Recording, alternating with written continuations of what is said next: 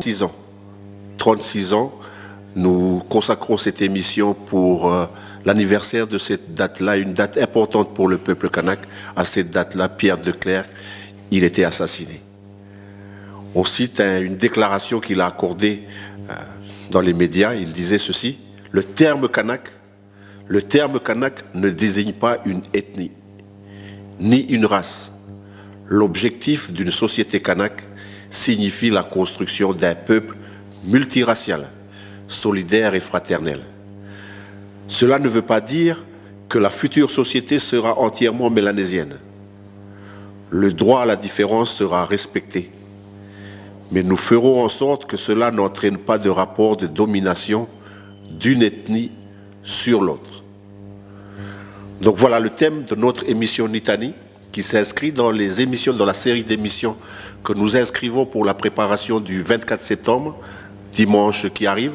Donc autour de la table, nous avons Guy et les membres du comité 150 ans, Thierry avec Narcisse et Antoine.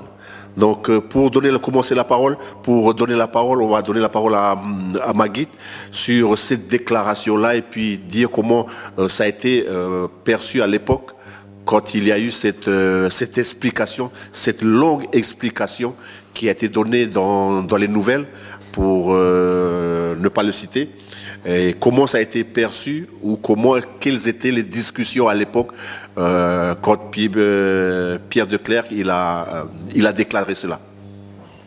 Oui, en effet, cette déclaration fait partie d'une longue interview accordée aux Nouvelles en 79, en juillet 79. Il faut dire que en 77, c'est en 77 que l'Union calédonienne pour l'indépendance. Enfin, à l'époque, en 77, c'était encore l'autonomie qui devait amener à l'indépendance. C'est l'année suivante, en 78, que là vraiment l'Union calédonienne prend position pour l'indépendance, et c'est l'année suivante, en 79, que la position est claire, c'est indépendance kanak. Et ce terme kanak, évidemment, faisait peur à beaucoup, et nous, au niveau de notre section de base, comité local du Mont-d'Or, on discutait beaucoup sur la place des non-Kanaks, les Wallisiens de Robinson, les Européens qui étaient avec nous, et on était ensemble avec les Kanaks. Et donc, on discutait beaucoup, et c'est comme ça que est sorti c'est la réflexion, en fait, qu'on faisait à cette époque sur la place des non-Kanaks dans l'indépendance kanak. Pierre de Clercq, est-ce que dans votre parcours politique ou dans la réflexion actuellement, est-ce que ça effectivement ça reflète la signification, ce qui englobe le terme kanak pour vous? Bonjour Kanaki. Bonjour les auditeurs de Radio Jido. Par rapport à votre question, je dirais qu'il y a des propos, des formules ou des mots ou des paroles qui ont été prononcés par, on va dire, d'une manière générale, par nos anciens, par des combattants de la liberté, qui deviennent par la suite, je dirais, des références. Et ces propos donc tenus par Pierre de Clercq à cette époque-là et grosso modo est une référence.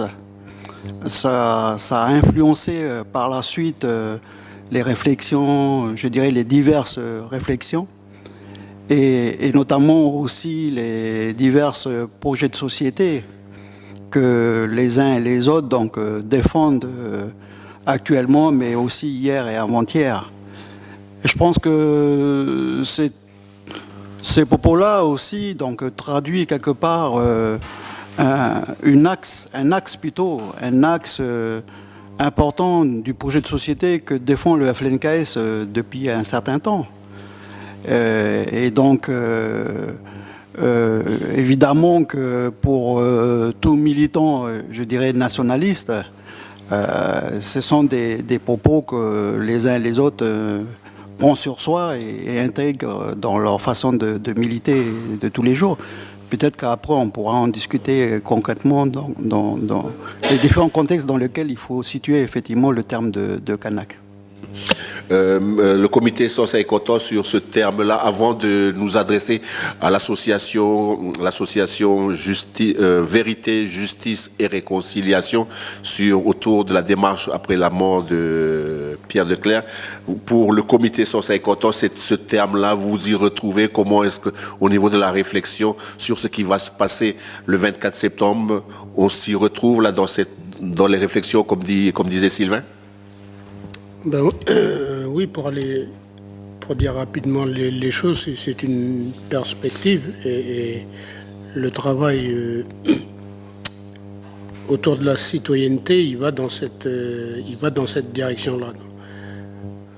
Donc voilà, alors nous, statutairement, la dernière modification de statut du comité, elle invite la structure à participer à tout ce qui va se faire dans le cadre de la décolonisation du pays. Donc autour du terme de l'identité, nous on est toujours partis de l'identité kanak pour avancer dans le chemin qu'on a à faire en direction des autres. Donc voilà. Voilà. Alors après c'est comment qu'on a été entendu sur l'ensemble de l'œuvre qui a été celle qui a été faite sur cette dizaine d'années, au regard des discussions qu'il y a en ce moment, on a encore du chemin à faire. Voilà.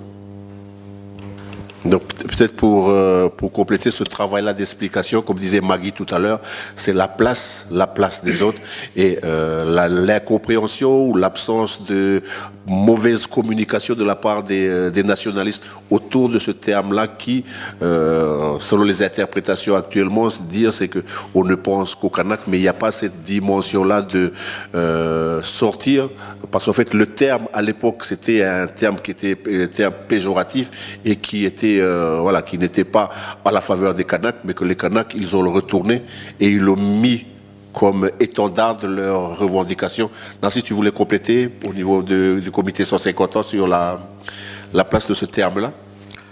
Oui, bonjour au pays. Juste pour dire que la thématique est toujours valable.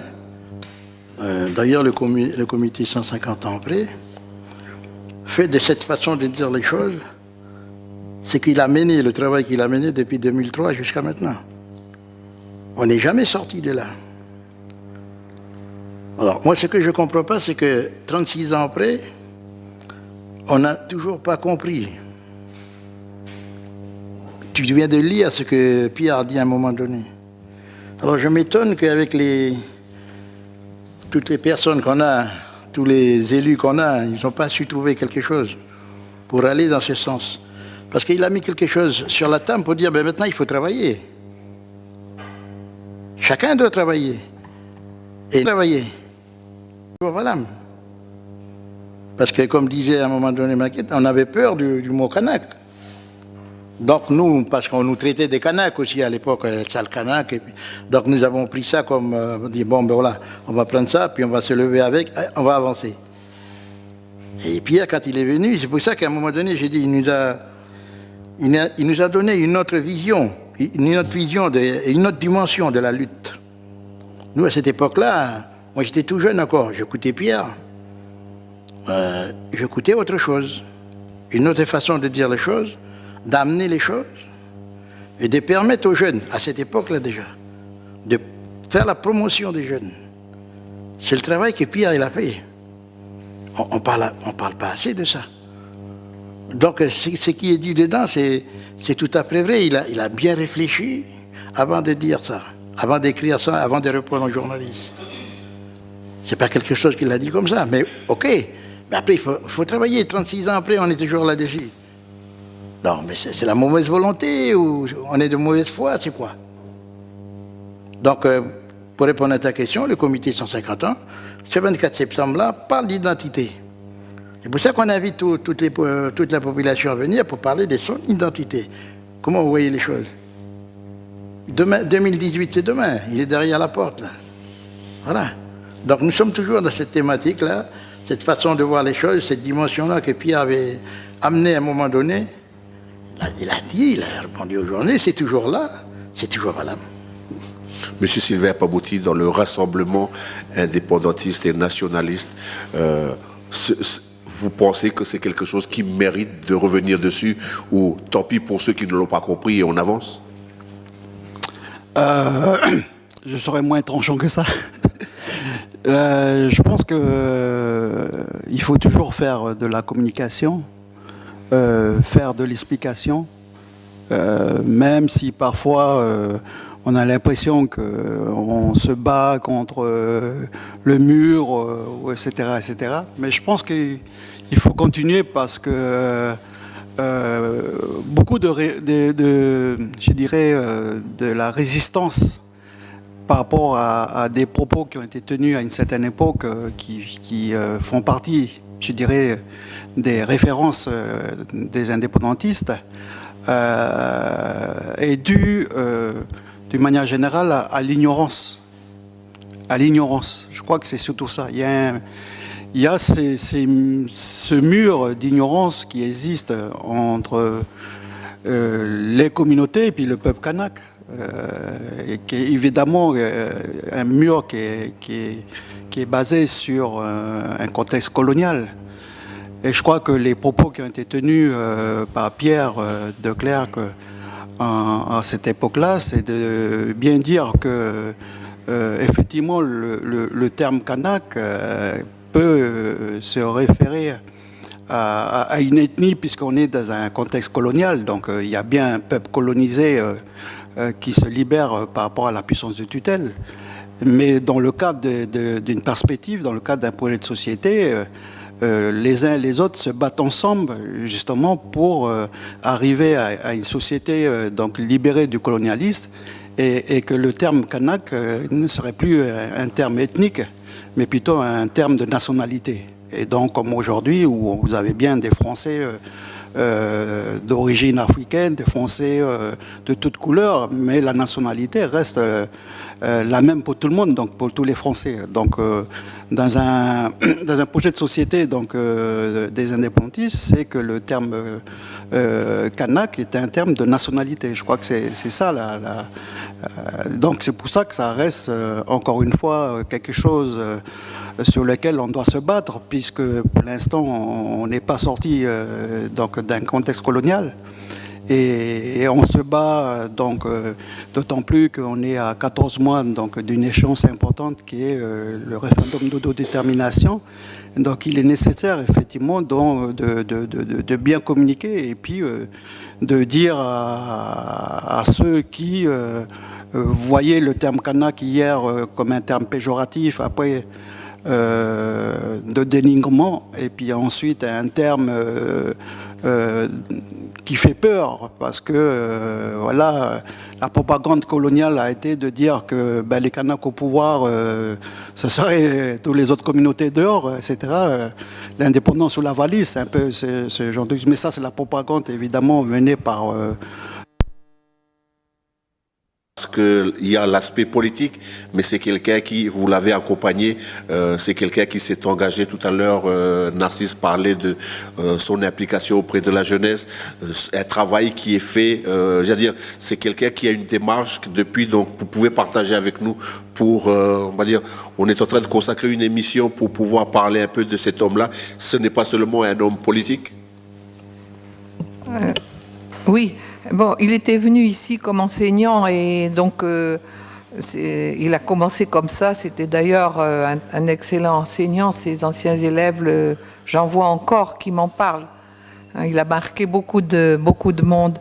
Mais ensuite, et c'est le syndicalisme qu'il a commencé. Il a créé le premier syndicat de l'enseignement catholique quand il a vu les écarts de conditions de travail des enseignants à Nouméa et à l'intérieur. Donc c'est ça qu'il a commencé, le SELEC. Ensuite, avec les autres syndicats, le SWINC Nickel, le SWINC du port, je ne sais pas si ça s'appelait SWINC Port, mais enfin les gens du port, les autres branches aussi, ils ont formé l'USWINC, il a été aussi l'un des premiers secrétaires adjoints de l'USWINC. C'est le syndicalisme d'abord, hein, c'est ça qu'il a commencé ici. Et c'est le syndicalisme aussi qui l'a amené à la politique, puisqu'en 72, c'est comme ça que des syndicalistes sont venus lui demander, de l'Union calédonienne, sont venus lui demander d'être sur la liste.